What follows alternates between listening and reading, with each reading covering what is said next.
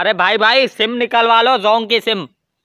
नहीं सिम नहीं निकलवाता, हम जाओ अभी। अरे भाई अच्छा नंबर है।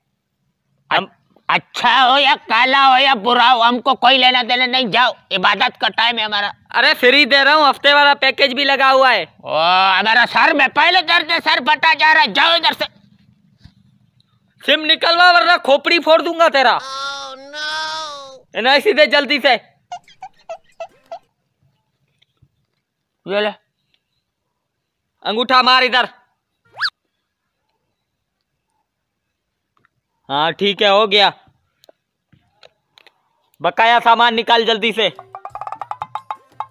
जल्दी कर वरना फिर से निकालूं। ये ले।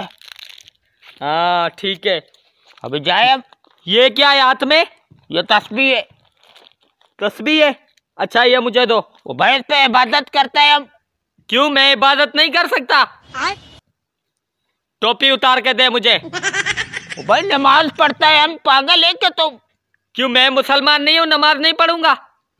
दे जल्दी से। ठीक है अभी जा।